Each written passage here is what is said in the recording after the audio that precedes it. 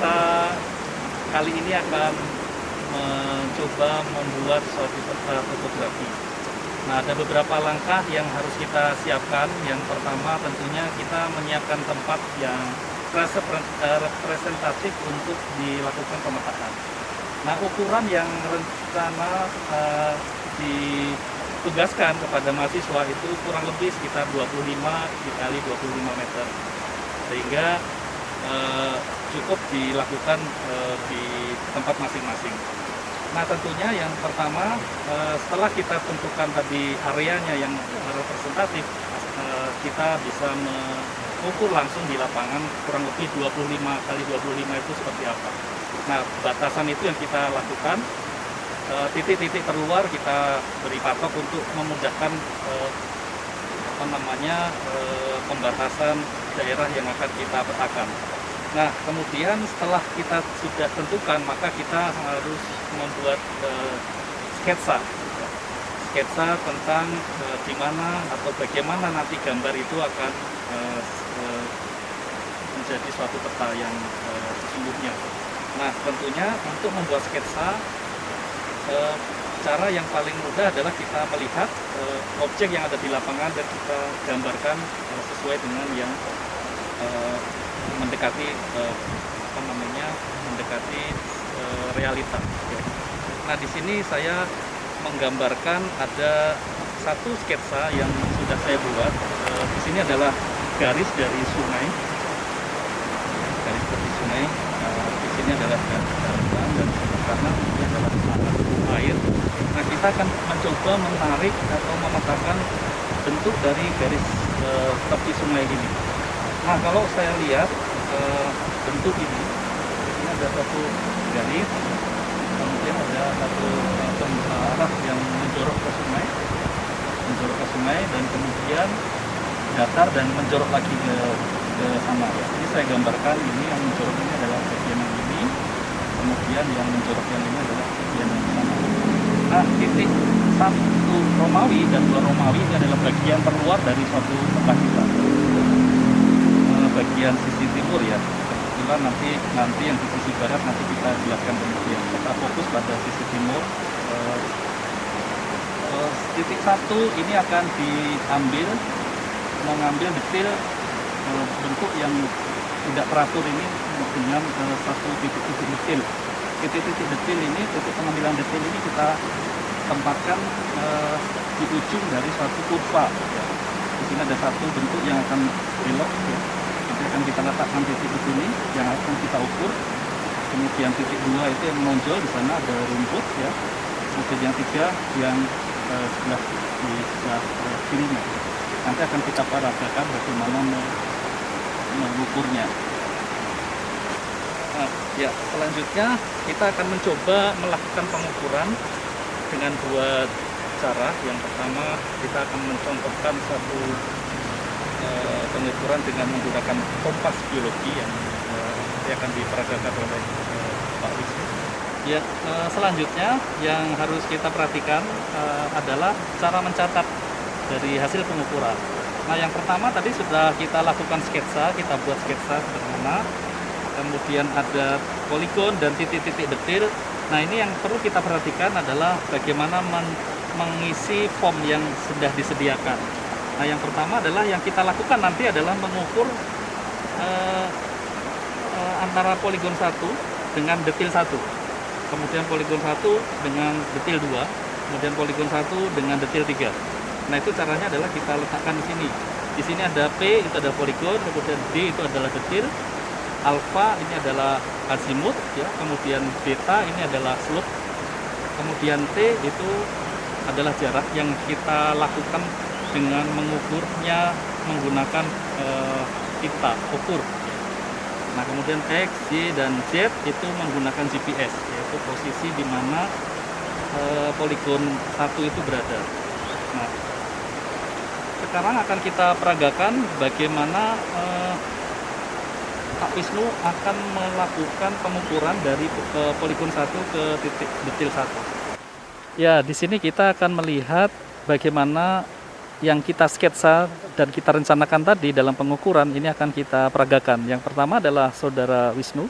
Pak Wisnu sedang akan mengukur posisi di mana Pak Wisnu ada di poligon 1, akan mengukur poligon detil 1, detil 2 dan detil 3.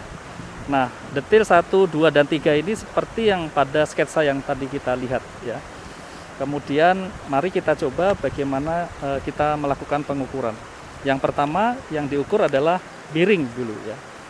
Kita akan mengisi biring yang yaitu posisi dari arah utara seberapa atau istilahnya azimut ya. Nah, yang kita ukur sekarang kita peragakan Pak Wisnu akan mengukur salah satu detil yang ada di sini. Ya, di sini kita akan melihat bagaimana cara melakukan pengukuran azimut dengan menggunakan peta kompas geologi ya. Nah, posisi yang betul adalah seperti ini, pengamat berdiri tegak, kemudian kaki dibuka sedikit agar posisi kita stabil, kemudian kompas diletakkan di pinggang di bagian depan. Kemudian tangan memegang, kedua tangan memegang kompas dan kemudian menyiapkan telunjuk kanan itu menyiapkan kunci dari kompas. Nah, kemudian kompas akan kita lihat dari atas. Ya, demikian.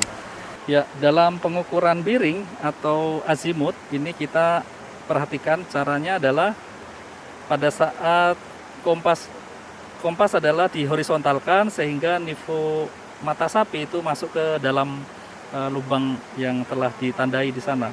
Nah, setelah itu yang dilakukan adalah mengunci supaya jarum ini tidak bergerak. Nah, setelah dikunci maka tentunya kita tinggal membaca. Nah, di sini kita bisa melihat bahwa jarum yang kita baca adalah yang N atau north itu menunjukkan 10 derajat, N 10 derajat east. Pada pengukuran biring, kompas yang kita gunakan adalah kompas geologi, di mana posisinya adalah seperti ini. Kompas kita horizontalkan, kemudian kita lihat di sini ada cermin. Cermin ini kita posisikan kurang lebih sudutnya adalah 135 derajat terhadap bidang kompas ini ya. Kemudian di sini ada arm yang nanti akan dibidik oleh pengamat. Jadi mata pengamat itu akan melihat di cermin, kemudian diproyeksikan untuk masuk ke arm ini, di mana di sana ada posisi pengamat mahasiswa yang dibidik ya.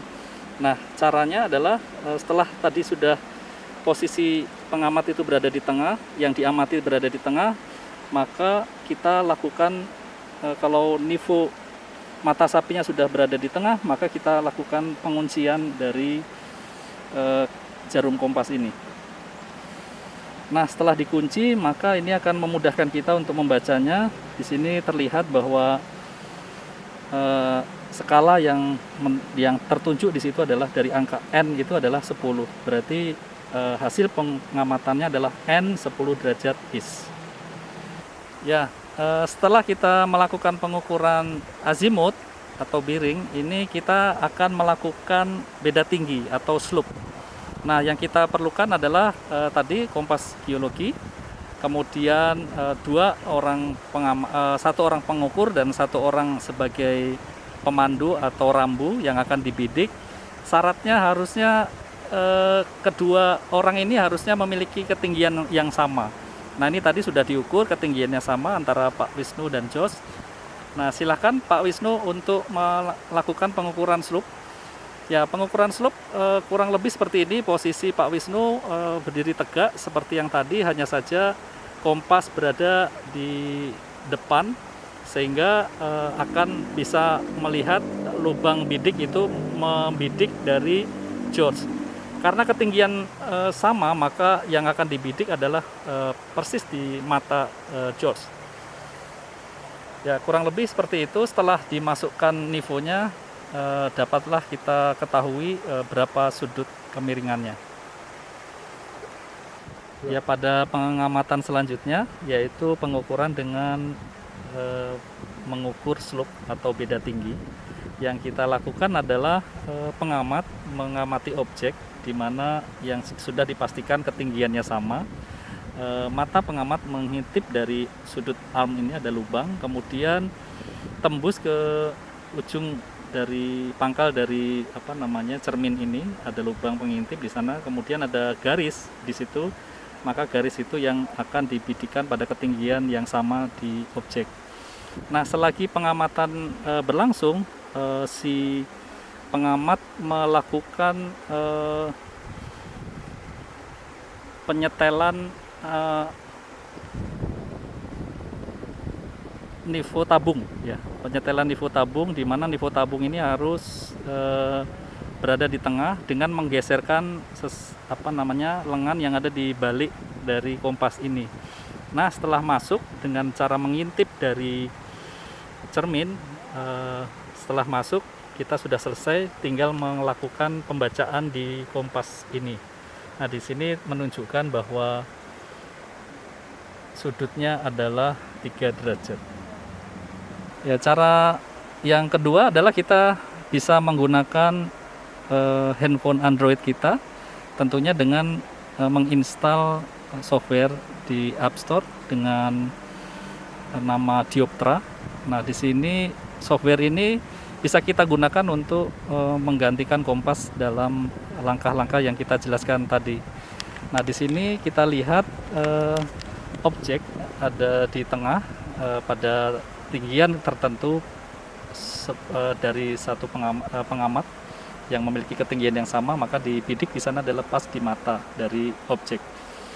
Nah, yang kita perhatikan di sini adalah di situ telah ada tulisan azimut, ya, di atas ini di tengah-tengah ini sudah ada azimutnya N 77 derajat is. Kemudian di sebelah kiri ini adalah kemiringan dari kamera atau nivo, ya. Jadi kalau kita mau bagus adalah kita nolkan, ya. Kemudian slope-nya itu adalah di sebelah kanan pengamat. Nah, di sana menunjukkan 1,3 sampai 1,5. Nah, demikian, setelah itu kita catat. Nah, ini adalah salah satu pengganti kompas. Nah, bagaimana jaraknya? Jaraknya masih tetap kita lakukan pengukuran dengan menggunakan pita ukur. Ya, setelah kita tadi melakukan pengukuran azimut atau alfa serta slope atau beta, kali ini yang ketiga yang kita lakukan adalah mengukur jarak antara P dan detil 1. P1 dan detil 1. Nah, mari kita peragakan bagaimana cara melakukannya. Nah, ini titik 1 yang sedianya berada di tempat tadi, itu kita tandai sehingga berdiri pada posisi yang persis pada awal pengukuran dengan menggunakan kompas tadi, sesuai dengan titik yang sesungguhnya. Nah, tentunya pengukuran ini adalah pengukuran jarak di lapangan atau yang di dalam form disebut sebagai T.